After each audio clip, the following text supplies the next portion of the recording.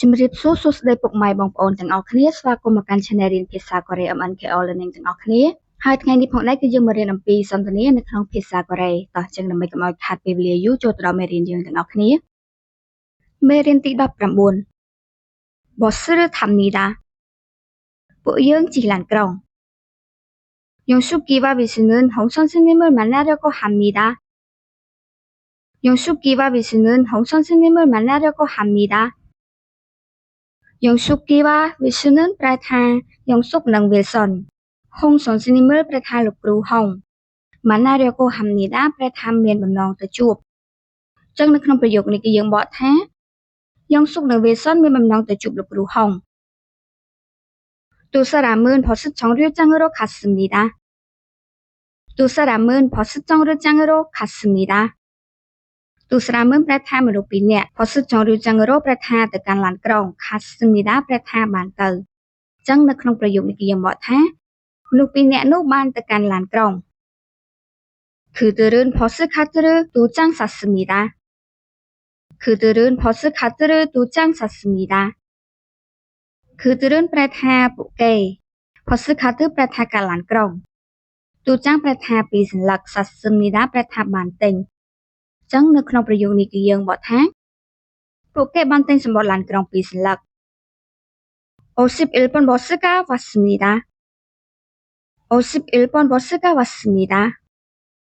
51번 ប្រែថាលេខ51 버스가 ប្រែថាឡានក្រុង 왔습니다 ប្រែថាបានមកចឹងប្រយោគនេះគឺយើងបកថាឡានក្រុងលេខ51បានមក 두 사람은 빨리 탔습니다. 두 사람은 빨리 탔습니다. 두 사람은 ប្រែថាមនុស្សពីរនាក់ 빨리 ប្រែថាលឿន 탔습니다 ប្រែថាបានជិះចឹងប្រយោគនេះគឺយើងបកថាមនុស្សពីរនាក់នោះបានជិះឡានក្រុងយ៉ាងលឿន 그리고 서울대 입구에서 내렸습니다. 그리고 서울대 입구에서 내렸습니다. 그리고 ប្រែថាហើយ 서울대 입구에서 ប្រែថានៅស្ថានីយ៍សាកលវិទ្យាល័យសេអ៊ូល 내렸습니다 ប្រែថាបានចុះចឹងប្រយោគនេះគឺយើងបកថាហើយពួកគេបានចុះនៅស្ថានីយ៍សាកលវិទ្យាល័យសេអ៊ូល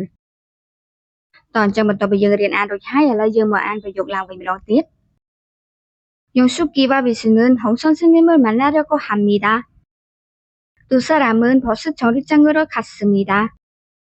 그들은 버스 카드를 2장 샀습니다.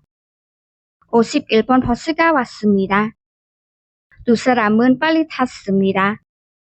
그리고 서울대 입구에서 내렸습니다. តឥឡូវយើងមករៀនពាក្យនៅក្នុងប្រយោគយើងម្ដង 려고 하다 려고 하다 មានបំណង 청류장 청류장 ចំណត 으로 으로 ទៅកាន់ 그들 그들 ពួកគេ 장 장 សន្លឹក 싸다 싸다 ទិញ 번 번 លេខ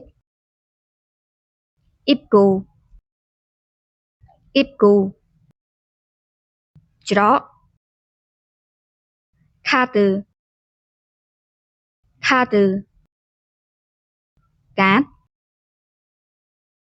ចាអរគុណច្រើនសម្រាប់ពុកម៉ែបងប្អូនដែលតាមដានទស្សនាវីដេអូនេះបើសិនបើពុកម៉ែបងប្អូនចូលចិត្តសូមកុំភ្លេចជួយចុច Subscribe និងដាក់សញ្ញាកណ្ដឹងដើម្បីទទួលបានមេរៀនថ្មីៗនៅក្នុងវីដេអូបន្តទៀត